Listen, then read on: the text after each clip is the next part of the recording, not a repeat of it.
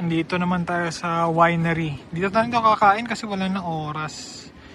Yan, yung parking. Dito tayo sa labas. Order sila doon. Laki na winery na to ah. Ganda naman oh. Sana mabilis lang. Grabe yung lupa oh. Dito tayo sa ground. Nandun yung bistro. Tapos parang merong ano doon na ito. Nandun. Hindi ko alam. Pero maganda tong winery na to. Dito na naman sa Austin. Lawak. Excited na ako dun sa titikim ng alak eh. So mga parking maluwag. Dun yata tatikim ng alak.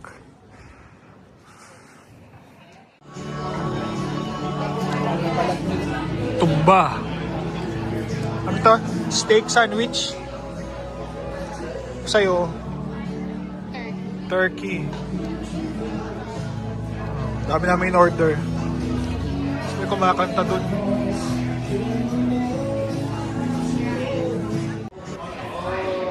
Gusto ng wine oh. Daming wine. Wine. Magkano isa? 45. Medyo mahal ah. Atap mga... Ito lang. Mura lang. 20 plus. So ito yung lugar oh. Dito yung mga wine dyan. Wine dito. Wine store. Tapos doon. May nagbabanda. Kaya naririnig nyo. Akit tayo doon, Labs.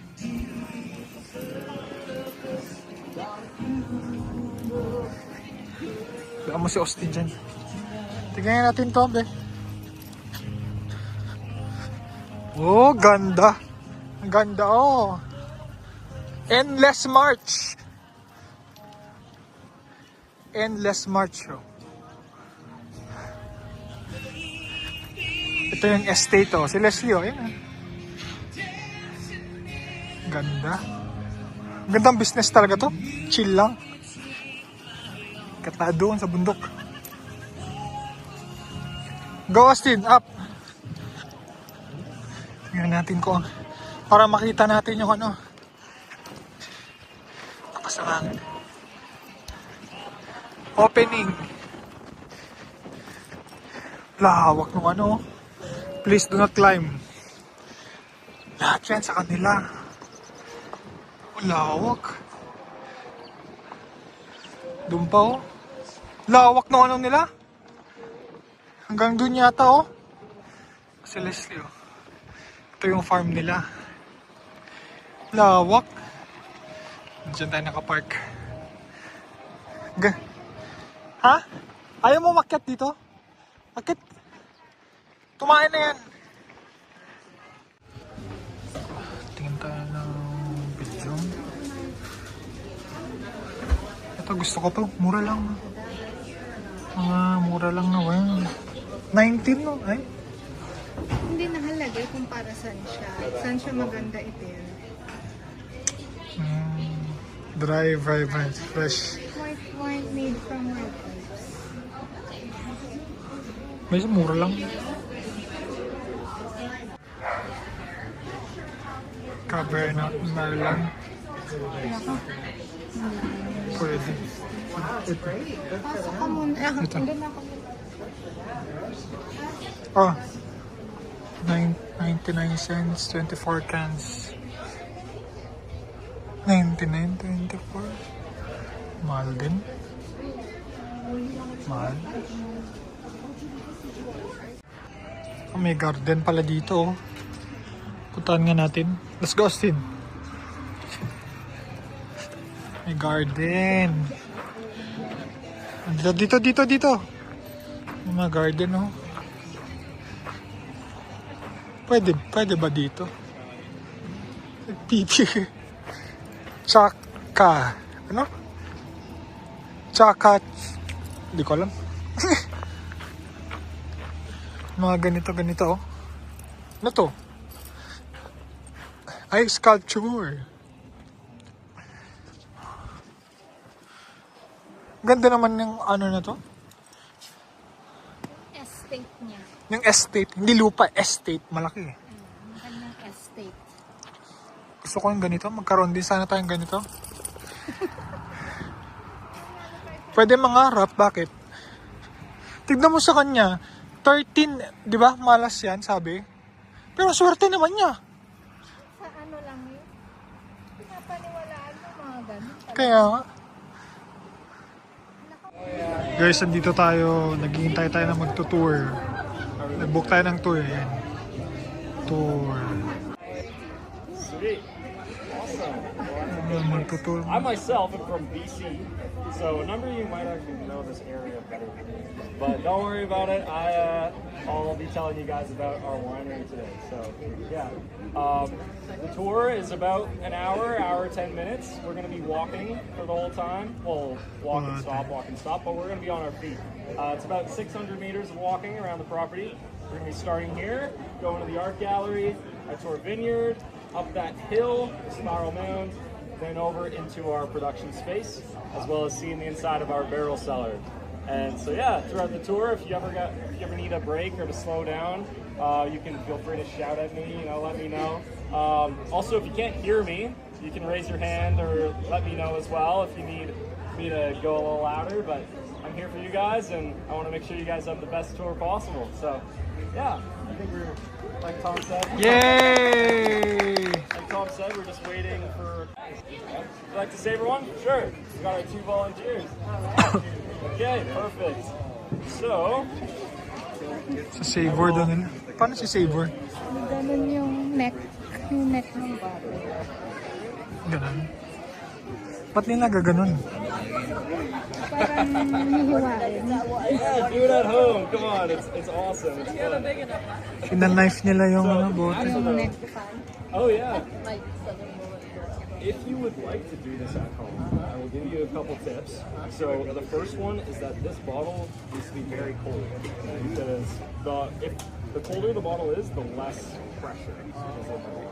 Normally, this bottle has about the pressure of a semi-truck tire, and so when you savor this, it's not going to kick back a whole time, but there's enough pressure in here that you're going to be able to let that bottle do the work. So I think we'll make a bit of an alleyway here just to keep everyone safe and out of the way.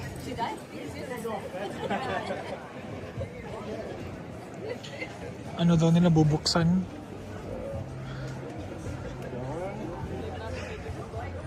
You don't take off the page. Ako, baka tamaan tayo dito ah. Labs, layo ka, baka tamaan ka. Pressure ng truck daw eh, semi-truck eh. Taga na.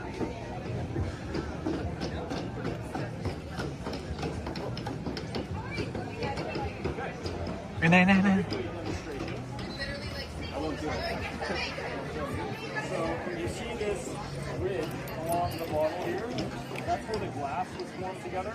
So that's going to be the weak spot on the bottle. And so when you're going to savor this, you're going to take the knife and make sure that it's nice and flat to the glass and glides across smooth. You don't want to be too up or else you're going to skim over this. And then you're just going to do one nice sliding motion and you're just going to hit this glass lip right there. And so we'll give you that. And then, like I said, yeah, perfect. And just let the bottle do the work and give it a swipe. Fantastic. Buddy. Yeah, you're going to want to angle it upwards. Like that. Let's build the wine. Put that blade. Yeah, just make sure that it's up along the line and then hitting just that glass lip there. Give it a nice one good hard swipe.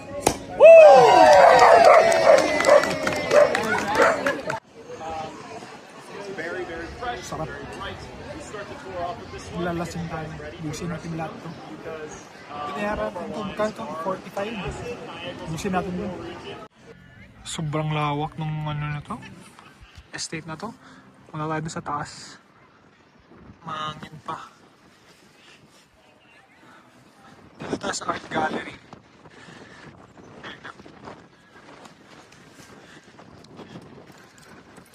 Hindi tayo pwede pumasok. Siyempre kasama natin si Austin. Doon na lang tayo punta. Lubibutan natin yan. May mga traktor, oh, mga luma. Doon sa taas, oh, pinakataas. Ito yun, gusto kong puntahan na yun. Pagkat tayo doon. On the ground. Not jumping up and down. Yes. Most of our artists are from Southern Ontario. Nagbartik na si Mami. Nagbartik na.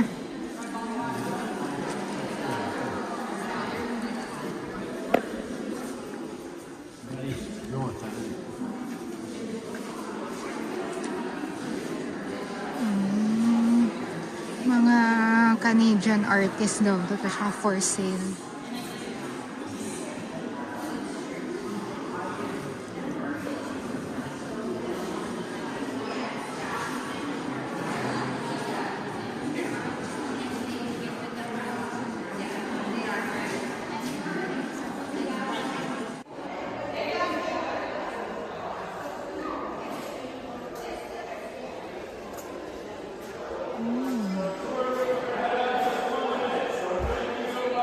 Wow, 9,000. Ito yung grapes daw nila. Mahangin. So yung net na yan, yan daw yung pang-protect ng grapes. Ito yung grapes, oh. Tutubo na lang yan. Lawak, oh. Kita nyo yan? Doon, sa dulo. Oh, grabe.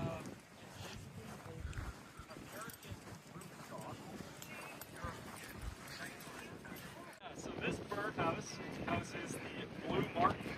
Now, 13th Street is sustainably certified, and so one of the ways in which we do sustainable practice is through integrated pest management.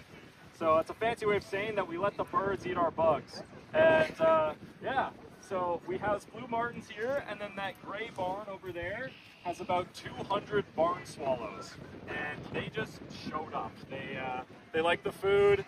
We gave them a house to live in, and you know they're freeloaders, but it's fine. They make a mess, whatever. They also try to eat our grapes, so a lot of places will have like cannons or something to shoo off birds. But Pasok tayo sa production area. Pwede kaya mag-video. Oh, ganito pala, oh.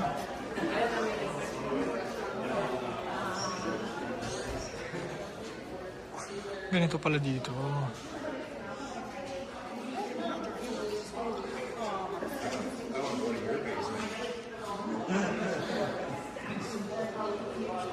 Wine production nila. Grabe. So just be careful, there might be some equipment out or some hoses on the ground. Try not to trip. But yeah, we'll fit everyone in. We'll come a little bit closer this way and sandwich ourselves between our massive stainless steel tanks. On the right, these are 15,000 liter tanks, and the ones over here are 7,500. We have also some smaller tanks out right now. If you're curious, I think that this is a tirage. So this is, they've added a solution to what will become our sparkling wine to do that second fermentation. So either they're empty. So they were using these and they're going to be clean. But yeah, we'll get you guys some wine going, and then I'll tell you a little bit more about our production space. Wine na naman. Speaking of skins for red wines, we do a number of cash management techniques. So what that means is basically when wine's fermenting, it produces carbon dioxide, and that carbon dioxide is going to lift all of the grape skins up to the surface of the tank. If they get stuck there and they're exposed to air for too long, it could be a bad thing. So we have to push them back down to the wine. We also want all. Ito ang gusto kong puntahan. Oh, iba yung amoy. Oh.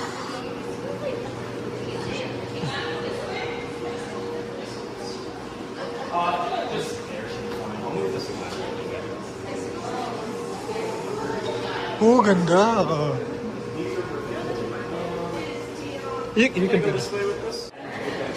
Grabe yung barrel. Ito ang gusto kong makita. Barrel. Make sure we're gonna have to squish in here. So Last na yata ito eh.